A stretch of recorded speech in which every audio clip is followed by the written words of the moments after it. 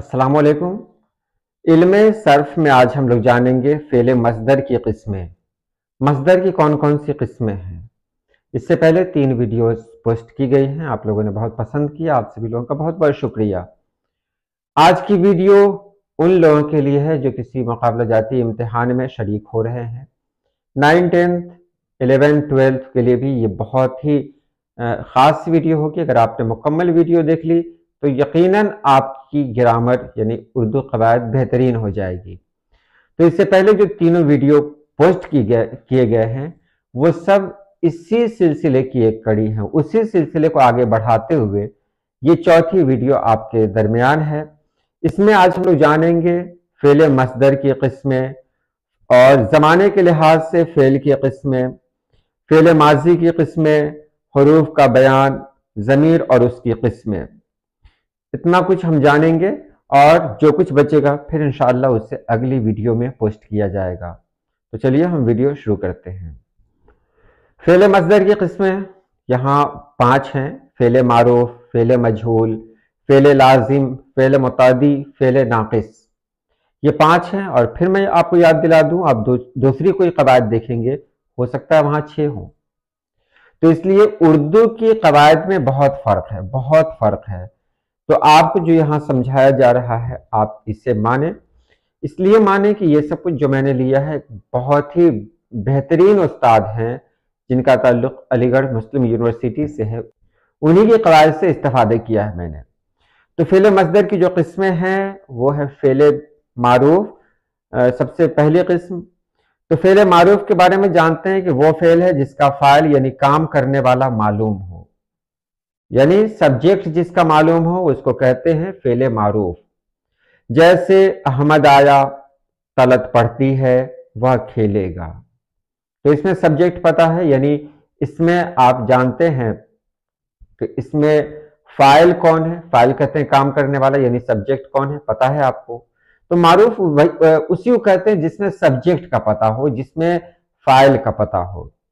Fail मजहूल उसको कहते हैं जिसमें फाइल का पता ना हो। बहुत आसान है, मजहूल कहेंगे जिसमें फाइल का पता ना हो। अब जैसे कपड़े धुल गए, अब किसने धुला इससे मतलब नहीं है क्योंकि फाइल है ही नहीं यहां। आटा पीसा, दरवाजा खुला, मकान बन गया वगैरह। तो आपने यहां 2 को देखा था कि मारूफ में फाइल का पता होता है, मजहूल में फाइल का पता नहीं होता है। मारूफ की मिसाल है अहमद आया और मजहूल की मिसाल है कि आटा पीसा, ये दोनों। अब आगे देखें फ़ेल लाजिम। फ़ेल लाजिम वो फ़ेल है जिसका असर सिर्फ फाइल तक ही महदूद रहे, यानी सब्जेक्ट तक ही महदूद रहे, यानी वो सिर्फ अपने फाइल के साथ मिलकर पूरा हो जाता है। उसके लिए मफूल यानी ऑब्जेक्ट की जरूरत ही नहीं पड़ती है, उसके लिए ऑब्जेक्ट की जरूरत नहीं पड़ती है, मफूल की नहीं। जैसे वह आया, बस वह फाइल है, आया फेल है, काम चल गया। बच्ची रोती है, बच्ची फाइल है, रोती है फेल है। नजमा हंसेगी, तो जिसमें मफूल की जरूरत ही नहीं पड़ी उसको कहते हैं फ़ेल लाजिम। फ़ेल मुतादी कहते हैं कि वह फेल जिसका असर फाइल के अलावा किसी और मफूल पर भी पड़े, यानी शख्स या चीज पर ही भी पड़े। जिस जुमले में ये फेल होता है वह सिर्फ फाइल से पूरा नहीं होता बल्कि मफूल का भी मोहताज होता है। फ़ेल लाजिम में देखा था आपने सिर्फ फाइल की जरूरत पड़ी, लेकिन मुतादी में आपने देखा कि यहां दोनों की जरूरत पड़ रही है।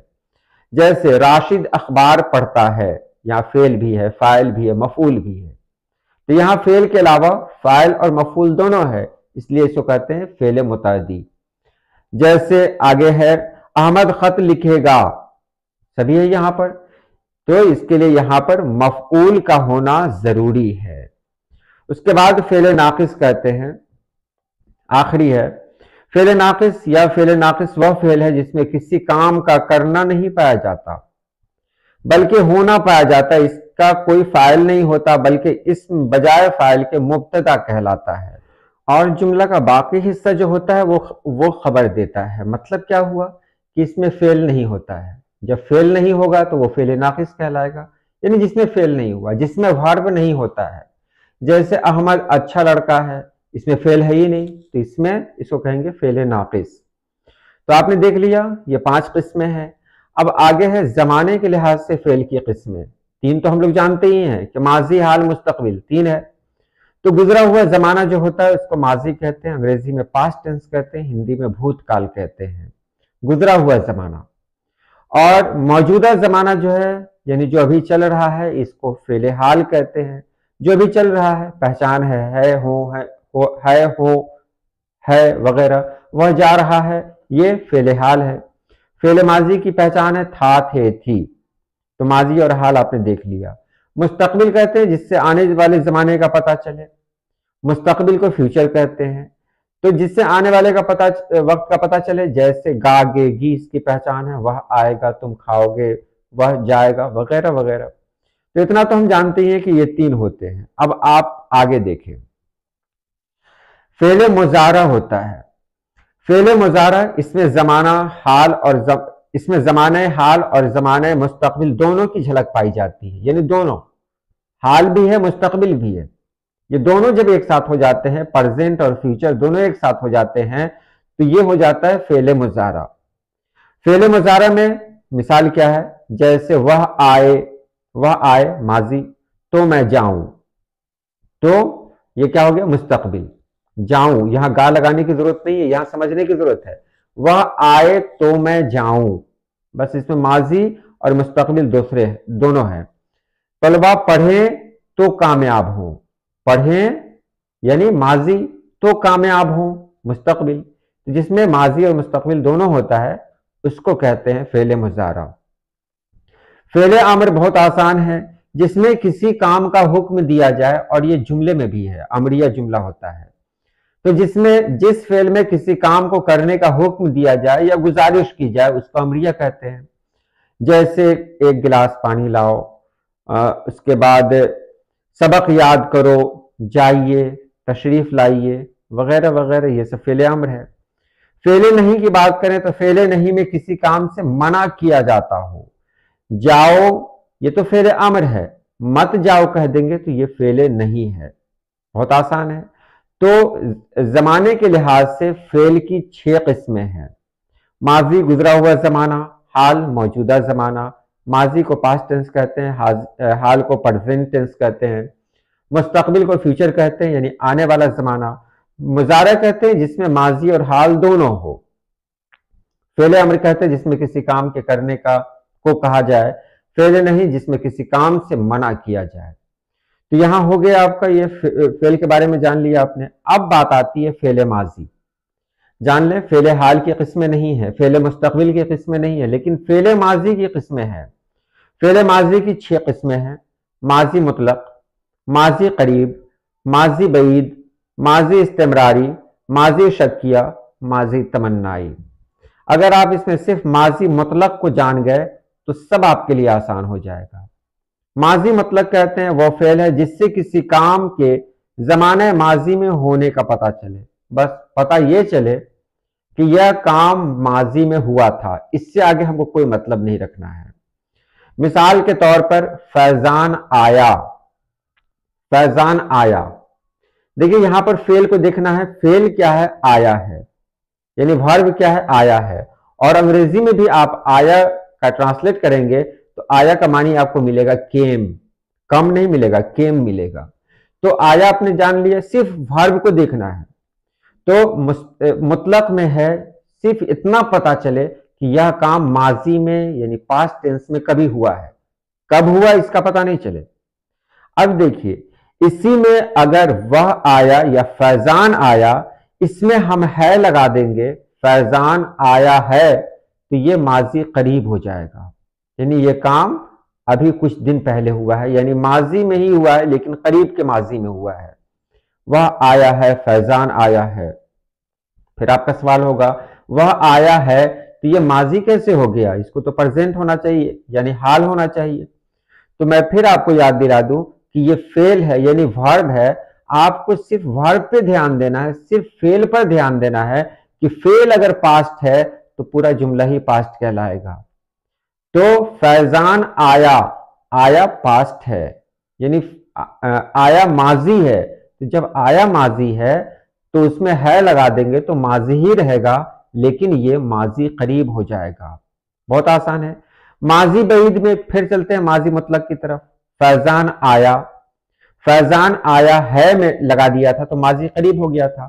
فیضان آیا میں تھا لگا دیں گے تو ماضی بعید ہو جائے گا. تھا تھے تھی اس کی پہچان ہے. فیضان آیا تھا، یہ ماضی بعید ہو گیا.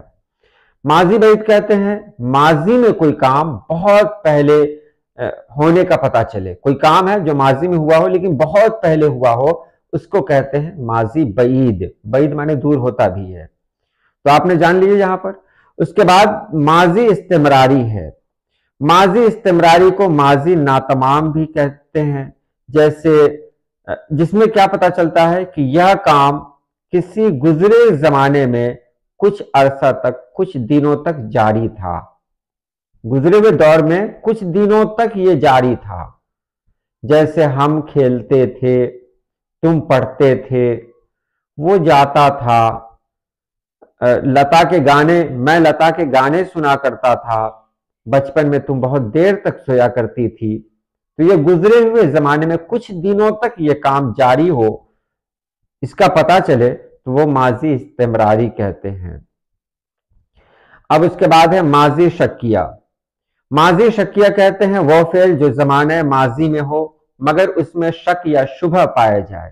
پھر چلتے ہیں ماضی مطلق کی طرف. فیضان آیا، یہ ماضی مطلق ہے. اسی میں گا لگا دیجئے گا تو یہ ماضی شکیہ ہو جائے گا، یعنی فیوچر لگا دے تو. بہت آسان ہے. فیضان آئے گا، یہ ہو گیا ماضی شکیہ. فیضان آیا ہے، ماضی قریب. فیضان آیا تھا، ماضی بعید. بہت آسان ہے. اب بچا ماضی تمنائی یا شرطیہ بھی سو کہتے ہیں. وہ فعل جس میں کوئی تمنا یا شرط پائی جاتی ہو. اس میں کوئی تمنا ہو یا شرط ہو. جیسے کاش تم پڑھتے، یا اگر تم پڑھتے تو کامیاب ہو جاتے. شرط لگا دی گئی نا، تم کامیاب کب ہو جاتے؟ اگر تم پڑھتے تو. اگر تم تیز دوڑتے تو منزل تک پہنچ جاتے.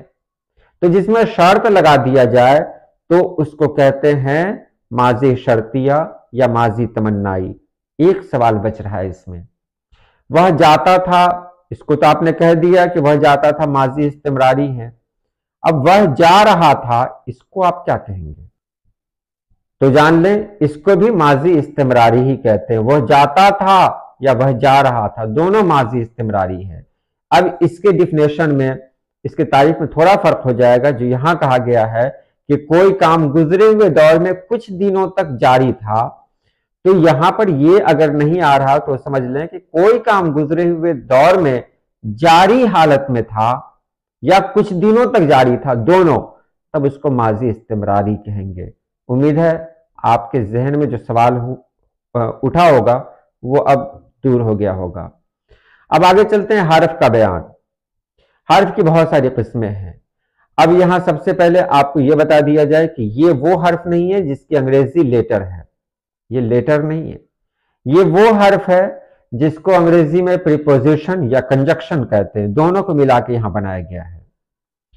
اب دیکھیے حرف کی بہت ساری، یعنی حروف کی بہت ساری قسمیں ہیں، جس میں مطلب تک، کو، پر، سے، میں وغیرہ سب کچھ ہے. سب سے پہلے بات کرتے ہیں حروف جار کی. حروف جار خالص پریپوزیشن ہے. خالص جو انگریزی میں پریپوزیشن ہے وہ حروف جار ہے، جن کی مدد سے جملے بنتے ہیں اور بامانی ہو جاتے ہیں. پھر میں آپ کو بتا دوں کہ حروف جار وہ حرف ہے جس میں اسم کو فعل سے ملایا جاتا ہے. میں گاڑی پر بیٹھا، گاڑی اسم، بیٹھا فعل، دونوں کو جوڑ دیا گیا تو پر. میں گاڑی سے گیا، گیا فعل، گاڑی اسم، دونوں کو جوڑ دیا تو سے کا استعمال ہوا. تو سے، پر، تک، کو، آگے، اوپر جو کچھ پریپوزیشن میں آ سکتا ہے وہ سب کچھ حروف جار میں ہے. حروف عطف، اس کو انگریزی میں کہتے ہیں کنجکشن. اس میں مفرد کلموں یا جملوں کو آپس میں ملانے والے الفاظ حروف عطف کہلاتے ہیں. اس میں اور مثال کیا ہے؟ اور، واو، مگر، لیکن وغیرہ. اب دیکھیے دو جملے میں آپ کے سامنے رکھ رہا ہوں، آپ کو سمجھنا ہے. احمد اور محمود دوست ہیں. احمد اور محمود دوست ہیں. یہاں پہ اور لگ گیا. آپ کو پتا ہے یہ اور اس لیے لگا کہ اس کے اندر دو جملے چھپے ہوئے ہیں. احمد دوست ہے، محمود دوست ہے، دونوں کو جوڑ دیا تو کیا ہو گیا؟ احمد اور محمود دوست ہیں. اسی طرح سیب پھل ہے، سیب میٹھا پھل ہے، نارنگی میٹھا پھل ہے. آپ دونوں کو جوڑ دیں گے تو کیا ہو جائے گا؟ سیب اور نارنگی میٹھے پھل ہیں. تو اور کا مطلب ہوتا ہے دو جملوں کو جوڑ دینا، دو کلموں کو جوڑ دینا. اب دو جملوں کو صرف اور سے نہیں جوڑا جا سکتا ہے. ایک اور ہے، میں تمہارے پاس آتا مگر فرصت نہیں ملی. مگر بھی آ گیا. تم میرے پاس آتے لیکن نہیں آئے. یہاں لیکن ہو گیا. تو اگر جملوں کو جوڑا جائے، کلموں کو جوڑا جائے تو اس کو کہتے ہیں حروف عطف. اب بہت آسان آئے گا حروف شرط و جزا، جس میں شرط ہو. شرط کیا ہے؟ جیسے اگر میں چاہوں تبھی تم جاؤ گے، جو آئے گا وہی پائے گا. یہ سب حروف شرط میں ہے. حروف تحسین کی بات کریں تو اس میں تعریف ہے. کوئی اچھا کام کرتا ہے تو کہتے ہیں مرحبا، ماشاء اللہ، کیا کام کیے تم. تو یہاں ماشاء اللہ صرف ایک جو لفظ ہے وہ حروف تحسین ہے. میں پھر ایک بار یاد دلا دوں، بات ہو رہی ہے علم صرف کی، اور علم صرف میں صرف لفظوں پہ بات کی جاتی ہے، جملوں پہ نہیں. تو یہاں جو کہا گیا ہے ماشاء اللہ تم بہت خوبصورت ہو، ماشاء اللہ تم بہت خوبصورت ہو، تو اس میں سب کو نہیں دیکھنا، صرف ماشاء اللہ کو دیکھیں تو یہ حروف تحسین میں آتا ہے. حروف تعجب ہے جس میں تعجب ہو، جیسے اللہ اکبر کتنی بڑی مسجد ہے، سبحان اللہ کتنا اچھا پھول ہے. یہاں اللہ اکبر، سبحان اللہ وغیرہ یہ سب تعجب میں آیا. تعسف یعنی افسوس، جس میں افسوس ہو، آہ اس کی دادی انتقال کر گئی. یہاں پر آہ حروف تعسف میں ہے. ہائے میں مر گیا، یہاں ہائے یہ بھی تعسف ہے. حروف نفرین یعنی نفرت کا اظہار ہو جس سے، جیسے چھی، لعنت ہو تم پر، توبہ توبہ، یہ سب نفرت کا اظہار ہوتا ہے اس سے، تو یہ حروف نفرین کہلائیں گے. حروف استفہام جس میں سوال ہو، کون آیا، تو اس میں کون کیا ہے، یہ حروف استفہام میں آئے گا. کہاں گئے، کدھر جا رہے ہو، تو کون، کہاں، کدھر، کب، کیسے، یہ سب حروف استفہام میں آیا. اس کے بعد ہے حروف ندا جس میں آواز دی جائے، اے بھائی سنو.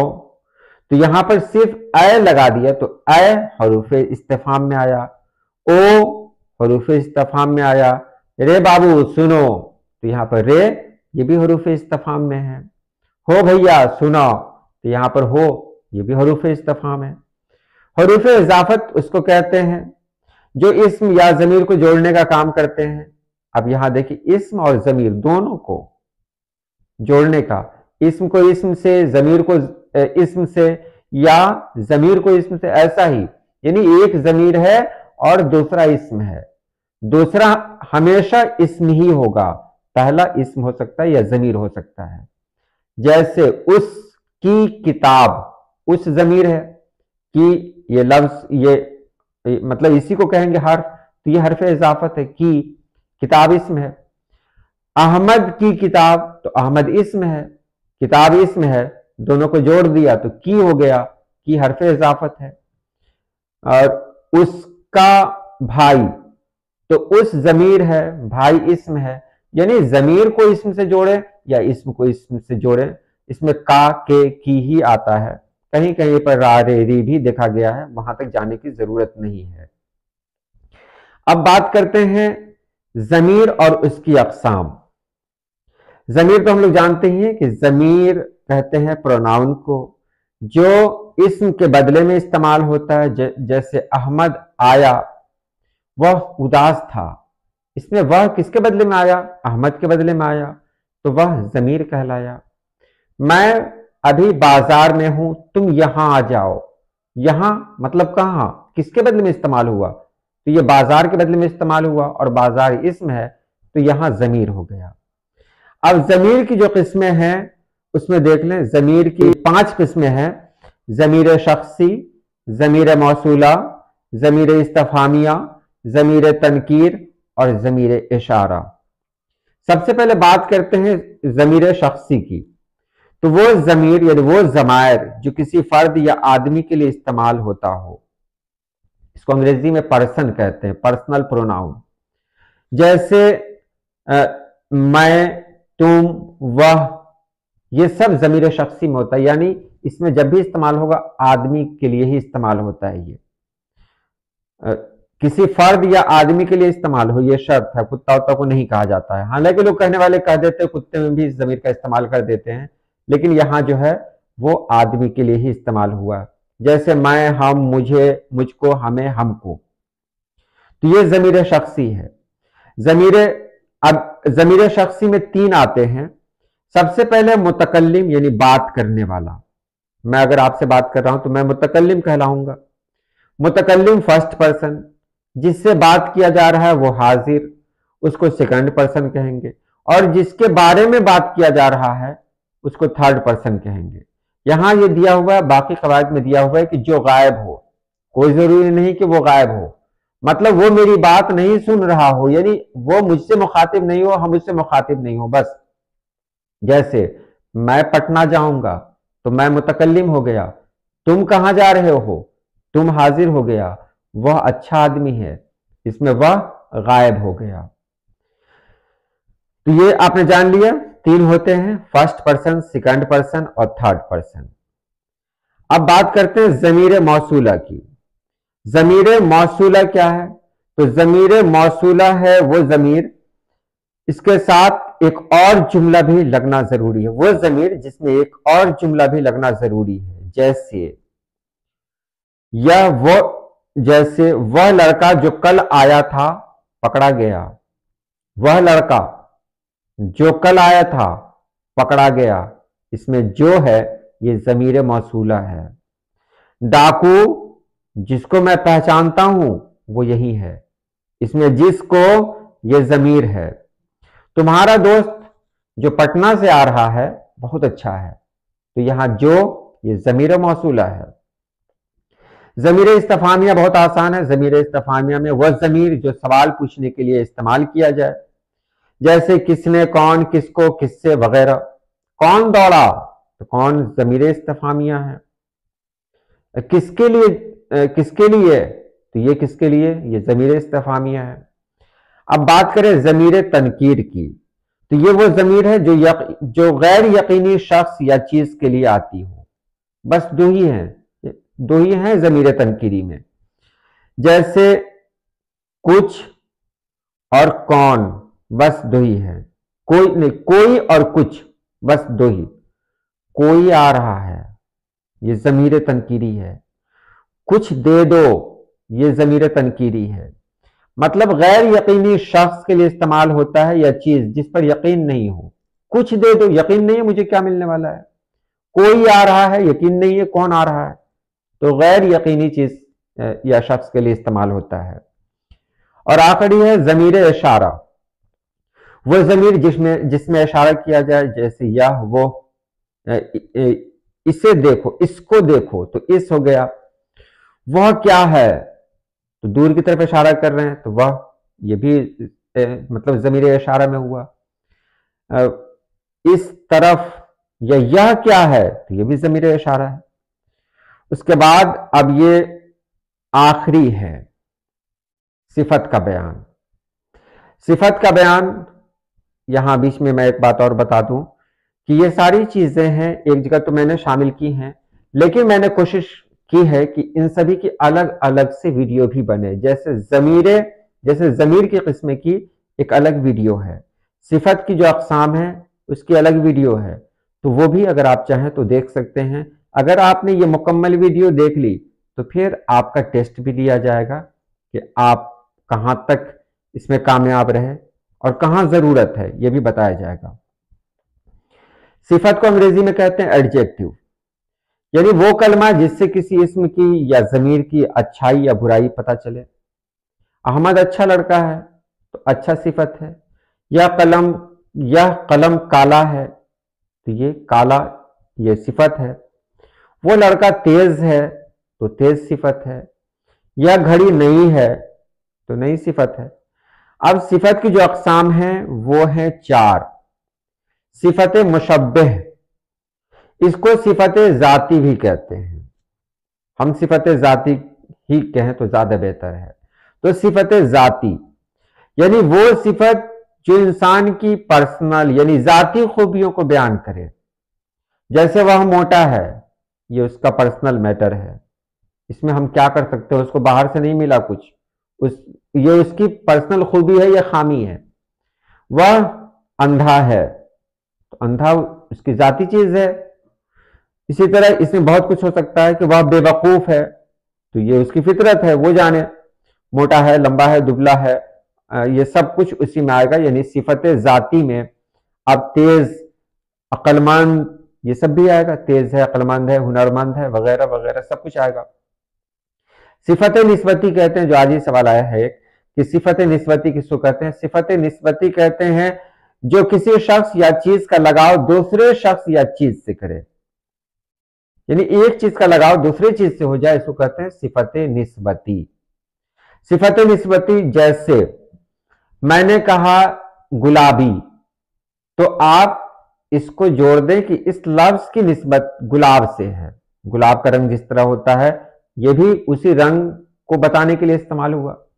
मैंने कहा देहाती, तो इस लफ्ज की निस्बत किससे है, देहात से है। मैंने कहा देहलवी, जालंधरी, तो ये सब कहीं ना कहीं से निस्बत है। मैंने कहा मुजफ्फरपुरी, तो निस्बत है मुजफ्फरपुर से। तो जिससे किसी एक चीज की निस्बत दूसरी चीज से पाई जाए। उसके बाद है सिफत अददी। सिफत अददी जिसको काउंट कर सकें, जिसको गिन सकते हो हम, जैसे 1 रुपया 2 रुपया, इसमें 1 और 2 ये सिफत अददी है।